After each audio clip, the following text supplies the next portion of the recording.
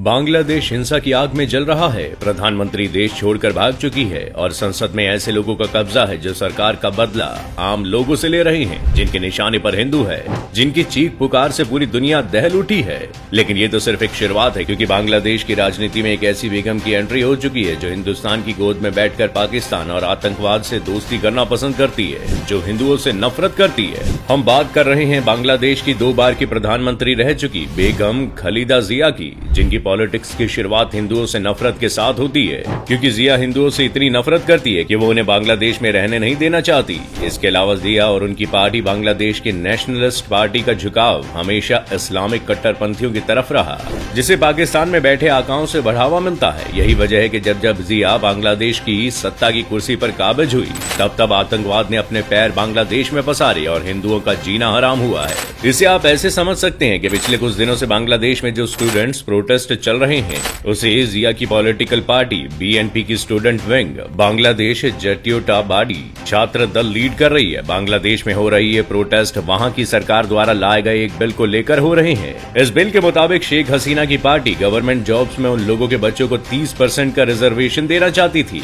जिन लोगों ने 1971 की लड़ाई में शेख मुजीबुर रहमान का साथ दिया था और पाकिस्तान के खिलाफ लड़ाई लड़ी थी। ऐसे लोगों को बांग्लादेश में फ्रीडम फाइटर्स माना जाता है। लेकिन ये बात बांग्लादेश के लोगों को पसंद नहीं थी, जबकि बांग्लादेश के कॉलेज और यूनिवर्सिटीज में पढ़ने वाले ज्यादातर स्टूडेंट्स ऐसा नहीं चाहते।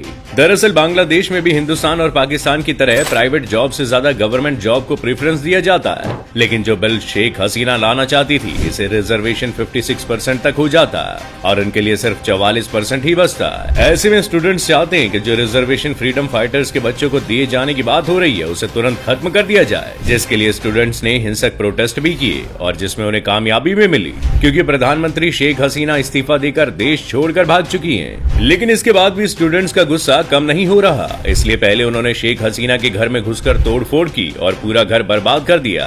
वहीं उन्होंने बांग्लादेश को आजादी दिलाने वाले शेख मुजीबुर रहमान को भी नहीं छोड़ा और एक चौराहे पर लगी उनकी मूर्ति को तोड़ा और फिर गिरा दिया।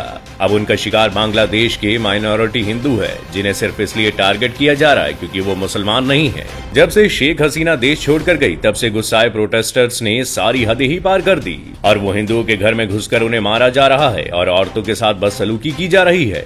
दुकानों को चुन चुन कर लूटा जा रहा है और मंदिरों को आग के हवाले कर दिया जा रहा है।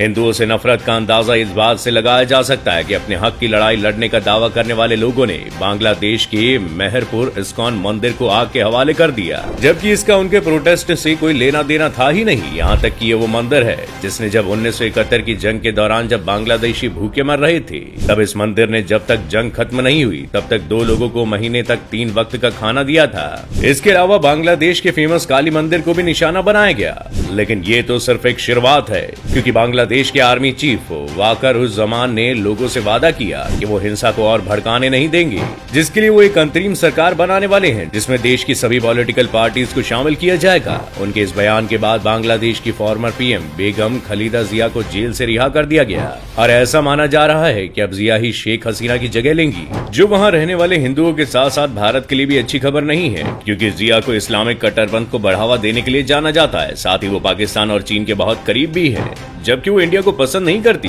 जिया 2 बार बांग्लादेश की पीएम भी रह चुकी हैं। वो 1991 से 1996 और 2001 से 2006 के बीच बांग्लादेश की पीएम बनी थी और इस दौरान वो सिर्फ 2 बार इंडिया आई थी। वहीं वो 4 बार पाकिस्तान और 2 बार चीन गई थी। इसके अलावा जब जिया बांग्लादेश की पीएम थी, तब उनके बेटे तारिक रहमान ने अपने आतंकी साथियों के साथ भारत के नॉर्थ ईस्ट में आतंकवाद को बढ़ावा देने का काम भी किया था, जिसके बाद भारत ने अमेरिका की मदद से बांग्लादेश में उस वक्त चल रहे 148 आतंकी कैंप की लिस्ट भी जिया को दी थी।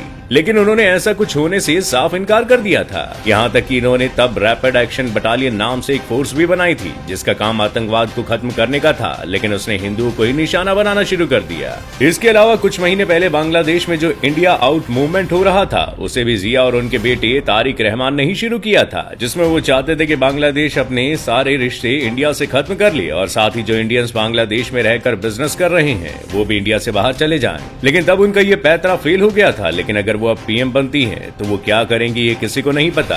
वेल, आज के लिए बस इतना ही। आपको हमारी ये वीडियो कैसा लगा, हमें कमेंट करके जरूर बताइएगा और ऐसी वीडियोस के लिए डू फॉलो फैक्टिफाइड।